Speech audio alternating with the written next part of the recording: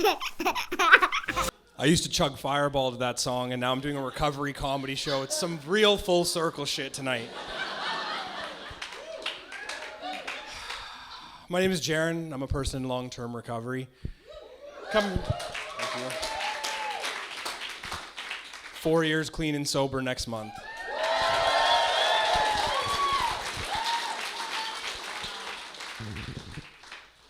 Before that, though, I felt lost. I was one of the only Indian kids growing up, so at times it felt like I was too brown to fit in with the white kids, but too white to fit in with the brown kids. And I got a lot of mixed messages at home. Like my family would say, be proud to be Indian, but at the same time get mad that we didn't close the doors when they cooked because they didn't want our house and clothes to stink like Indian food. If only they knew, white people would lose their shit for my mom's butter chicken and turmeric water.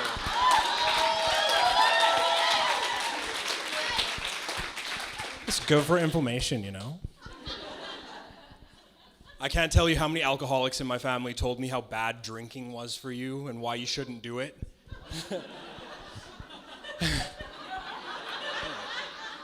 But their actions taught me to wear masks to fit in, to drink my problems away.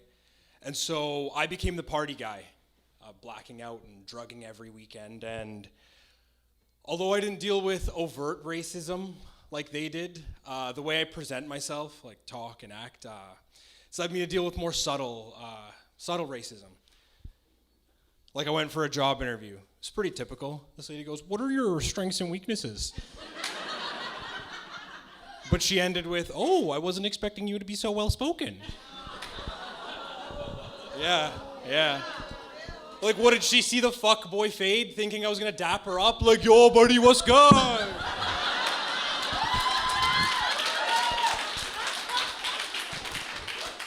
So I'd say that, like, my weakness is that I'm too fucking sick. My strength is like chugging Crown and shit. But, even if that's what you're thinking, just keep it to yourself. I call that smokescreen racism because they're polite and friendly to your face so you don't see it coming. I wasn't ready. She was nice though. At least with an upfront racist, you know exactly where you stand with them. Because they'll say something like, "Fuck you, terrorist, go back where you come from." All right, let me hop across to Alex Fraser real quick. I'm from Vancouver, bro. Hate to break it to you.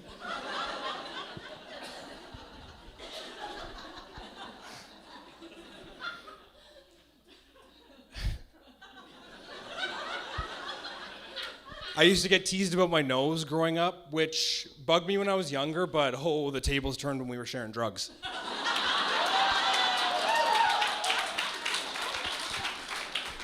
I was like someone asking for a bite of your food. "Yo, bro, can I get a bump? Can I get a bump?" Just a bump, right? Yeah. Next thing you know, your whole plate's gone, like, "Oh, payback's a bitch.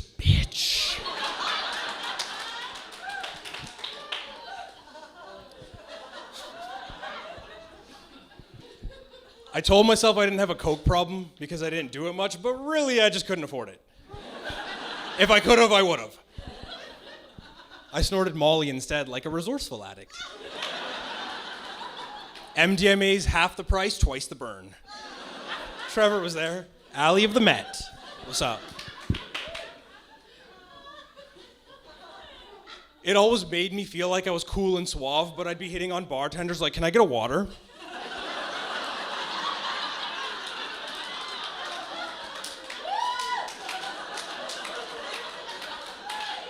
I love you.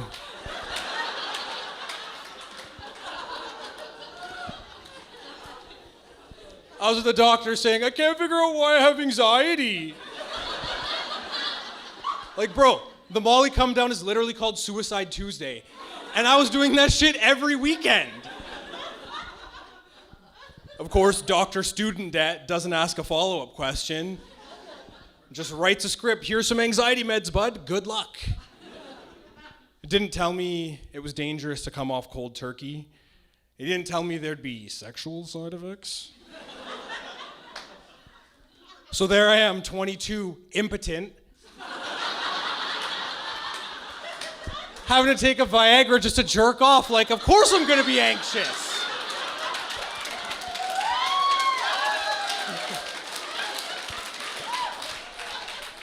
You could have hit it with a bus and I wouldn't have felt it. Just like, come on! We have to get chlamydia from nightclub Nikki.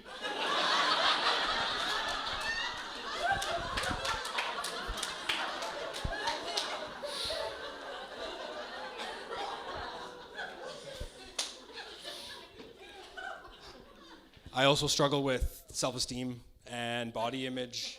And I know what you're thinking, Jaaron, you're so ruggedly handsome. How could you have body image issues? Puberty was good to me, but the gangly, awkward kid in here doesn't believe me. And don't let looks fool you. I haven't exhaled since 2009.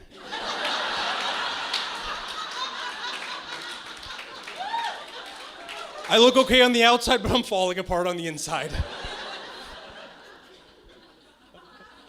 Are my organs failing? I don't know. I won't go to the doctor. I have trust issues since the limp dick fiasco. Can you blame me?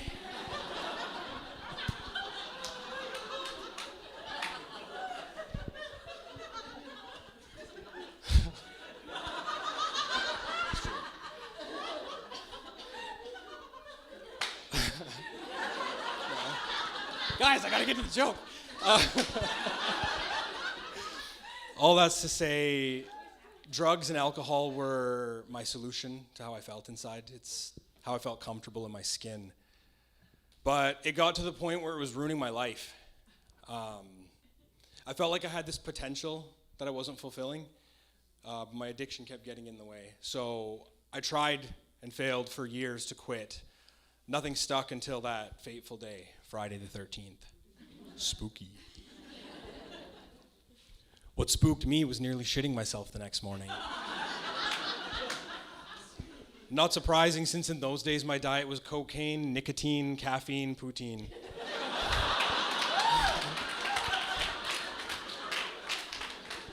My ass did that thing where it knew we were almost home, like, we could let go now, right? It's like, no, no, no, no, no, no, no, no, no, no.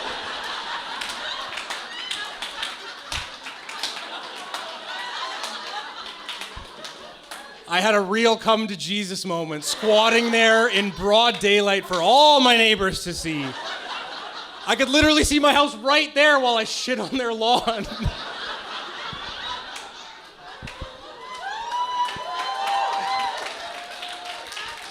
That's showbiz, baby. Went to my first recovery meeting a couple days later, and here I am.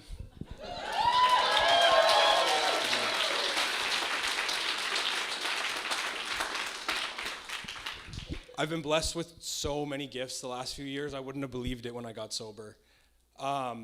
Biggest ones even just this year. I finally have a job I don't hate. Like, I actually like my job. I'm a new father.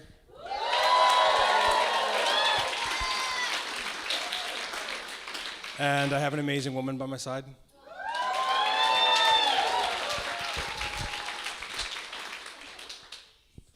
Sometimes I can't keep up with the pressure I put on myself to exercise more, eat better, go to more meetings, be a better father, partner, employee. But when I come back to my recovery, I remember just how far I've come in a short amount of time, and I feel grateful to like finally feel like I'm fucking alive. You know? And be like participating in my life, not just a bystander. Best part of having my daughter is I'm learning to accept love.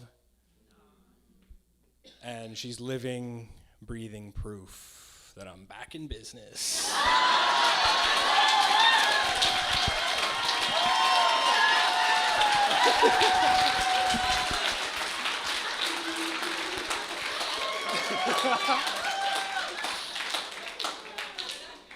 I get to call my junk food belly a dad bod now, sick.